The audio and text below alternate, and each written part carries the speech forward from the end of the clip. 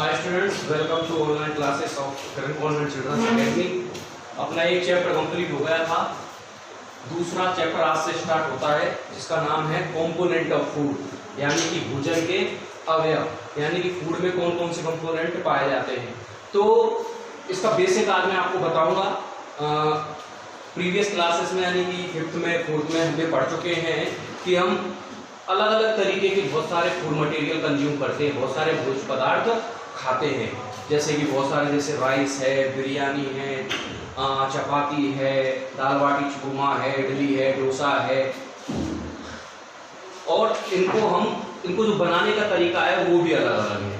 ठीक है, तो हम फूड लेते क्यों हैं? फूड जो है हम कंज्यूम क्यों करते हैं? फूड हम कंज्यूम करते हैं एनर्जी के लिए। किसके लिए? एनर्जी के लिए। यानी फूड जो है हमको क्या देता है? एनर्जी देता है।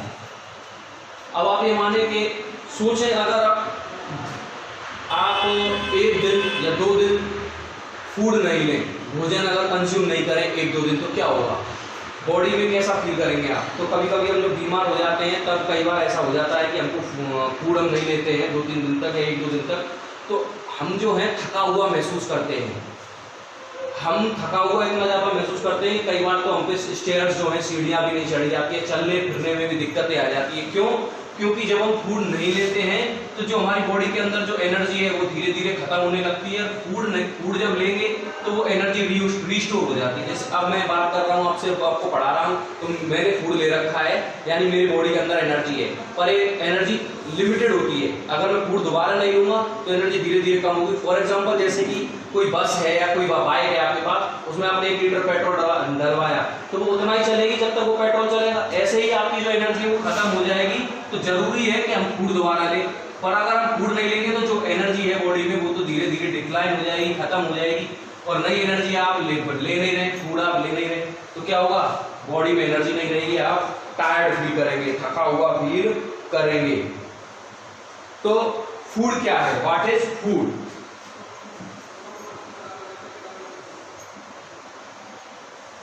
तो मैं आपको बताऊं कि जितने भी लिविंग थिंग हैं, क्या हैं?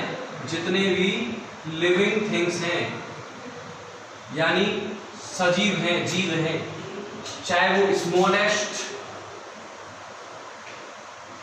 आंट हो, चाहे लार्जेस्ट व्हेल हो, सभी को फूड की जरूरत पड़ती है। अब बहुत छोटा जानवर है तो कम मात्रा में फूड लेगा, कोई बड़ा जानवर है तो उसको बहुत ज्यादा अमाउंट में फूड की जरूरत पड़ेगी। इवन जो प्लांट्स होते हैं उनको भी फूड की जरूरत होती है, चाहे ह्यूमन बीइंग है, चाहे प्लांट है, चाहे बहुत स्मॉलेस्ट एनिमल है, चाहे बहुत ग्रेटेस्ट या बहुत लार्जेस्ट एनिमल है, सभी को फूड की जरूरत पड़ती है। फूड के अंदर होते हैं कंपोनेंट, अलग अलग फूड के अंदर अलग अलग कंपोनेंट होते हैं। अलग अलग फूड के अंदर क्या होते हैं? अलग अलग कंपोनेंट होते हैं, जिनको कहते हैं न्यूट्रिएंट्स। क्या कहते हैं? न्यूट्रिएंट्स। 2 तरीके के होते हैं, मैक्रो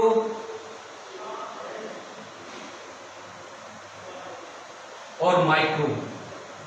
मैक्रो यानी बहुत ज्यादा अमाउंट में जो हमको चाहिए, जैसे कि कार्बोहाइड्रेट, कार्ब्स, प्रोटीन, ये कुछ ऐसे न्यूट्रिएंट हैं जिनको मैक्रो न्यूट्रिएंट कहते हैं, यानी कि हमारी बॉडी को इनकी जरूरत बहुत ज्यादा होती है।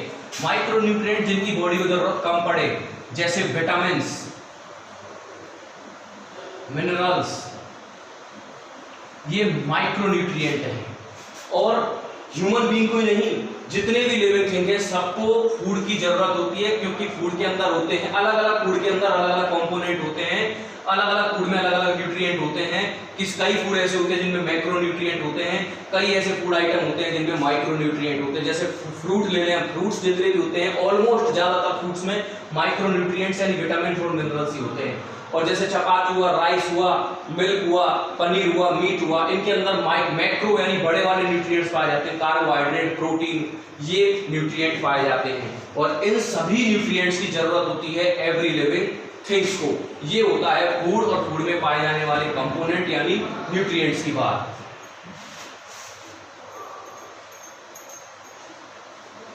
नेक्स्ट जो मैं बात करूं कि जो रीजन वाइज, स्टेट वाइज जो फूड आइटम है वो अलग अलग। देखो मैं आपको बताता हूँ, फूड हम अलग अलग क्यों लेते हैं।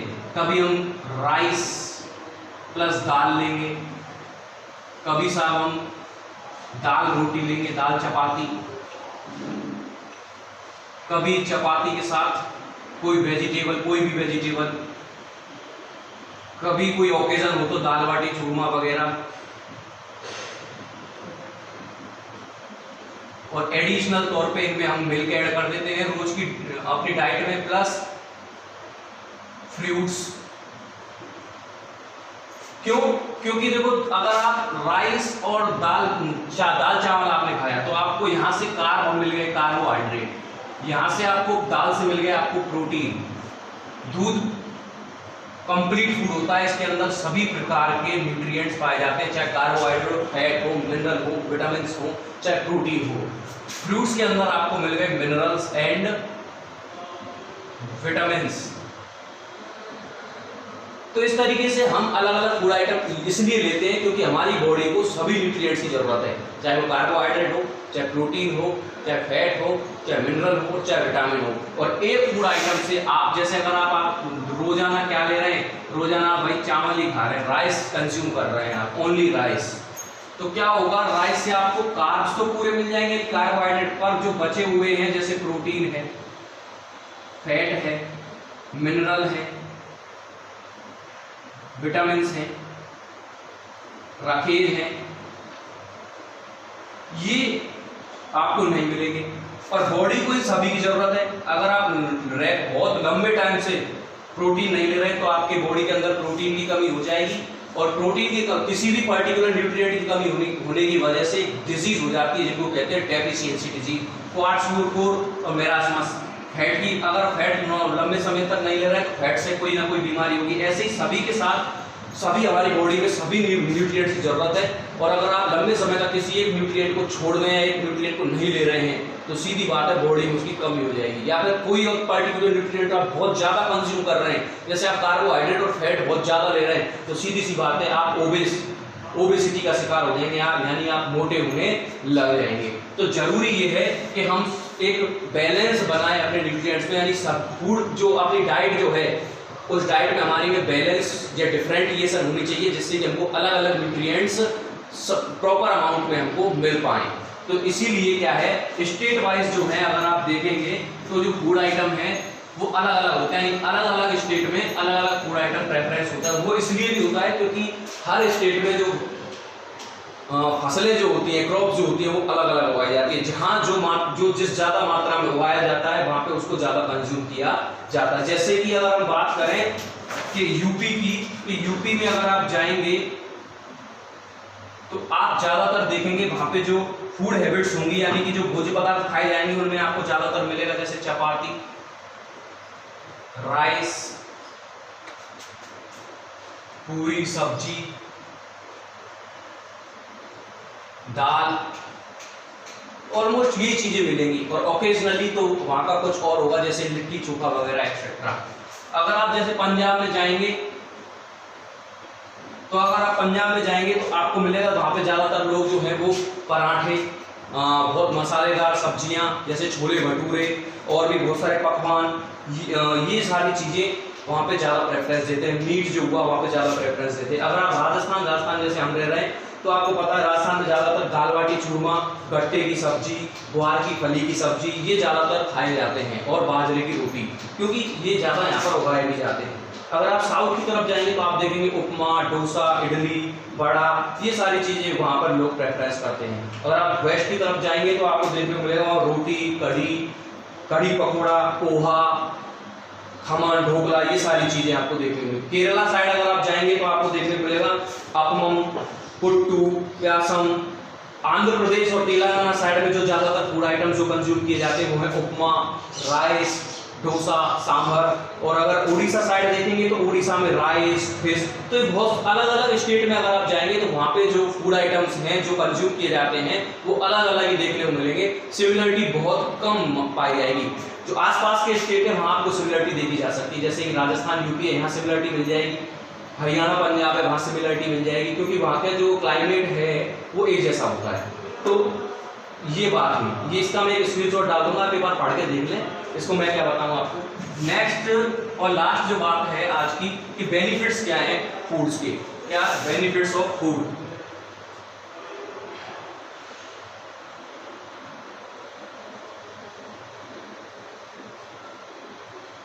फूड के बहुत सारे बेनिफिट हैं। पहला और जो मेन है वो मैंने आपको बता दिया अभी कि फूड जो है हमको न्यूट्रिएंट्स प्रोवाइड करवाते हैं, जिससे हमको एनर्जी मिलती है। न्यूट्रिएंट्स जो हैं जिनकी हमारी बॉडी को जरूरत होती है, अलग अलग न्यूट्रिएंट्स, चाहे माइक्रो हो चाहे मैक्रो हो, वो सारे आपको किससे मिलेंगे, फूड से मिलेंगे। दूसरा प्लस एनर्जी भी देते हैं ये। बॉडी जो है फुली डेवलप या all around development of body, all around development of body, यानी बॉडी का पूरा डेवलपमेंट फिजिकली प्लस मेंटली। अगर पूरा डेवलपमेंट चाहिए किसी को तो उसको जरूरी है कि वो बैलेंस डाइट ले, यानी ऐसा डाइट ले अपना जिसमें सारे न्यूट्रिएंट्स वो डेली कंज्यूम करता हो। तीसरा बॉडी बिल्डिंग, यानी बॉडी को बनाने का काम भी फूड आइटम्स ही करते हैं। तीसरा कि थर्ड तो ये हो गया कि बॉडी बिल्डिंग।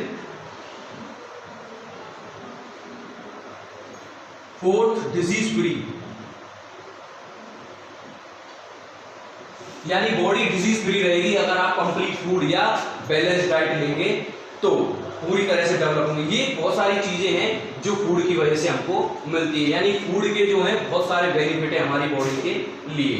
तो ये बात हुई कि फूड क्या है, फूड की जरूरत क्यों पड़ती है, अलग अलग स्टेट में कैसे फूड आइटम कंज्यूम किए जाते हैं, फूड के बेनिफिट। तो आज के लिए इतना ही। आई होप आपको टॉपिक समझ में आया होगा। थोड़ा पढ़ें, इसको पढ़ेंगे तो थोड़ा समझ में आ जाएगा आपको। Thank you very much.